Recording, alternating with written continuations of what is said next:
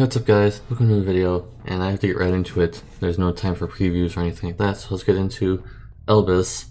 His STMR is decent, 30% low burst damage, not too bad. That's where a lot of the plus is starting to end, as he gets 1500% guild obtained from battle. Just gonna throw that out there.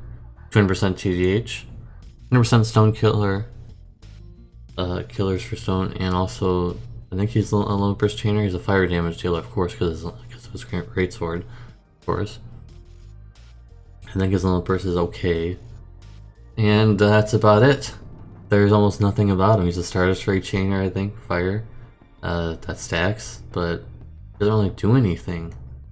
He doesn't really do much at all, honestly. He's basically, if you guys think of it, basically this guy is basically the equivalent of a 4-star in the 5-star era, but think of it in the way that we're in now. We're in the Neovision era, and he's the equivalent of a 4-star basically. He has almost no moves, almost nothing going on, so he's filler. He's filler, so 5 out of 10, easy. Move on. Unfortunately, it was very easy to review this because there's almost nothing to it. 5 out of 10 because there's almost no reason to use him unless you're a new player and you don't have anything else and you pull for the banner. Same story will be said here for Lexa, unfortunately. Her STMR is pretty good. Only that Lucanio's STMR is similar to this, but he offers more elements tied to his STMR than hers. The only thing that she offers more is that 4 low burst cost per turn, but it's almost unnoticeable in comparison. So she has Win Mystic Cross, or Win CWA if you want to call it that. In the old classic stacking damage, so if she dies, she loses all of her stacks. 200% magic TDH, which is nominal, I'm sure. For this day and age, we love to have true to will, but you know, TDH, whatever. 100% bird killer and stone killer. Bird killer is not too bad, but there's not very many birds in the game, but I'm sure eventually they will be.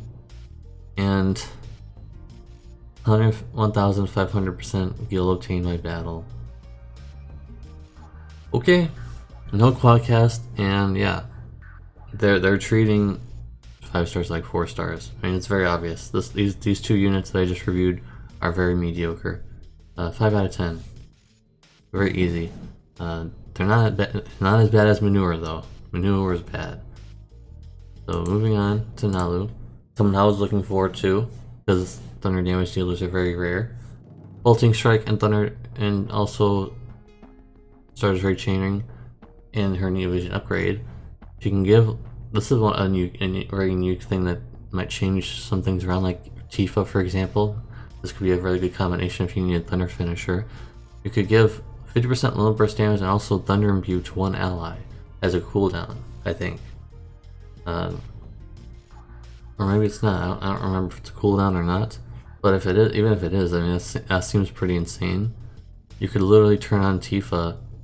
That's the weird way to say it, but yeah, you could literally make her into like a Thunder finisher right away. I mean, of course, you would still have to use her one cooldown to fill up her low burst and stuff like that, but unless you have support that can do that too, she could literally just, you know, be a Thunder finisher right there. That's pretty good. Of course, triple cast, as all Neovision units do have. Lots of killers in her BS form, which is nice, but she can't stay in that form, unfortunately. 200% TDH in both forms, which is pretty standard at this point in the game. And my recommendation is, if you haven't enhanced her yet, she has an enhancement that gives her dual cast, but if you only go to +1 of that enhancement, she gets 10% more spirit. I would recommend just staying on the +1 of her enhancement.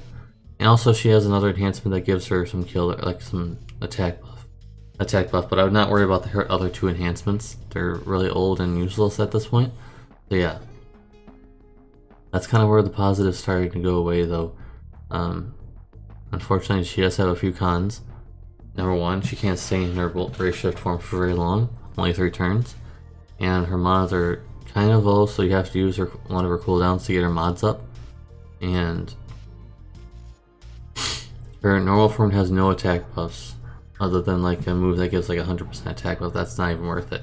Her only attack buff that's actually meaningful is in her Brave Shift form, and it's a Magnus ability, so you can't use it for very long.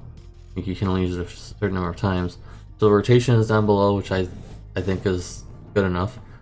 Oh, I forgot another positive, that she has, not on a cooldown, she has 130% in peril, which is, and you could use her for that. You could just use her for that if you wanted to.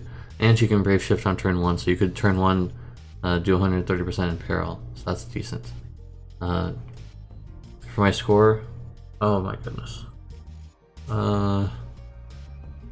She has the uniqueness of being a Thunder Chainer, so it raises her score a little bit, and inflates her score a little bit. Because if she was just any other Chainer, she would be pretty low. So let's just put this in perspective here. If she was not a unique Thunder Chainer, that we were lacking Thunder Chainers, she would be 6 out of 10. But since she is, 7 out of 10. I think I'm gonna say 7 out of 10. She just doesn't seem that strong. She seems very underpowered compared to other chainers in the game. I'm just saying. So 7 out of 10 is my score for her. Very unfortunate, but it is what it is. And with the main event here, we got Madame Edel, Vision version, and she is not getting a CG animation, unfortunately. So if you guys were hoping that she was going to have a CG animation, sorry about all that noise. But anyways, she can AoE, imbue Dark, and Earth, and she, for all allies, but they're on a cooldown, of course they would. So yeah, that's pretty good. Being able to do that, and I think that she gives damage to those elements. I think so. I might be mistaken, but yeah, the imbuing thing is pretty good. And 100% physical magical stone killer for all allies, so she can give an AoE buff of 100% stone and magical stone killer, and stone mitigation 15%.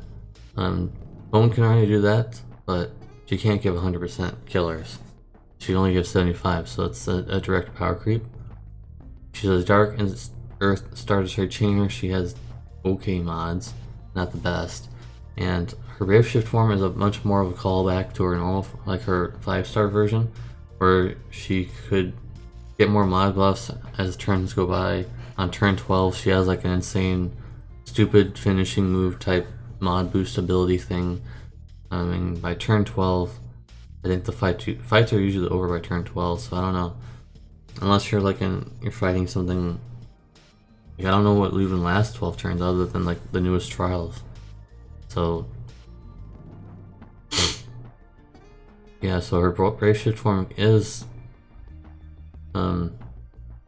like a finishing type, so she can chain or finish, or both. And 150% true dual wield in both forms. For some reason, someone in my Discord says she only has 50%. I don't think they looked all the way through. I was convinced at first, because I always looked at it like, oh, she only has 50%. No, it's 150. And in her Brave Shift form, she has 150% Stone and Demon Killer, which is not too bad.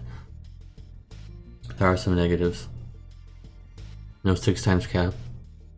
Pretty hurtful, considering we just got Furion, who has 6x cap and 200% true dual wield. Decent mods, but kind of low because you have to use her mod buffs, and her Limit Burst in her normal form gives a bunch of mod buffs. So make sure you're using her Limit Burst in her normal form. And it's strong anyways. It's strong to use it. And her normal form seems just like a normal chainer. And she has almost no killers, and she has no killers in her passives in her normal form. And her Brave Shift just seems more interesting because she can be a finisher for you, but she can also be a chainer for you in the meantime. So she's not just sitting there waiting to finish. She can also be a chainer in the meantime, which is I think that's interesting. And she can also Dark Imbue and Earth Imbue herself in both forms, by the way, just throwing that out there. So with that all being said, what are we going to be scoring her? The normal form kind of hurts her a little bit. It's she's just very plain. Like I don't know how to describe it. It's just like, other than her AoE Stone Killer buff, and the fact that she can AoE Darken, Earth Imbue, there's nothing special about her normal form.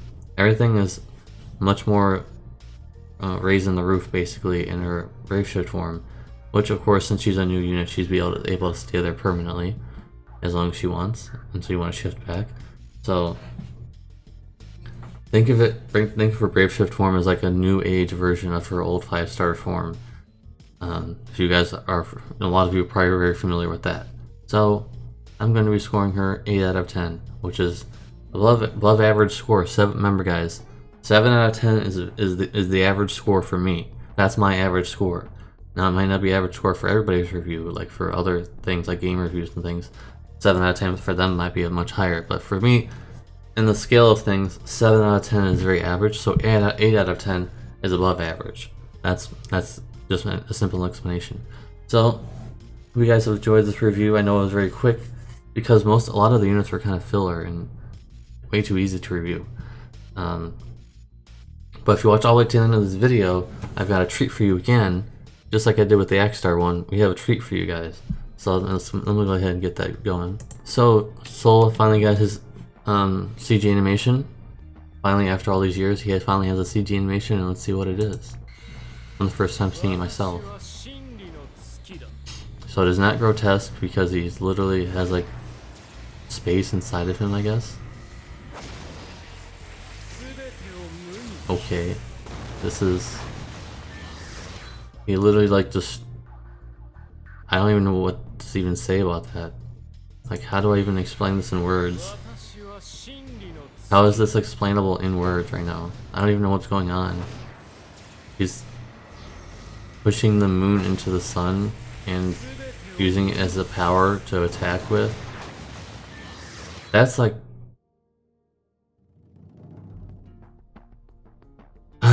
I can't put this in. I can't even put that into words right now, guys. I don't even know what to say. I'll show you guys one more time, though. I mean, I just don't know I don't know what to say about it. Like, it's not bad or anything. It's very flashy. It's just something that's so strange. It's kind of just unexplainable right now. What's going on the screen? Like, you guys thought that Rain Zone Burst was kind of crazy. His CG animation, the new Rain. This one is just kind of out there. So, hope you guys enjoyed the review. Hope you guys enjoyed the CG animation preview. And if you watched all the way through to the end of this video, which I hope you did, type in #Madam. #Madam will be the keyword. I'll see you guys in the next one. Peace.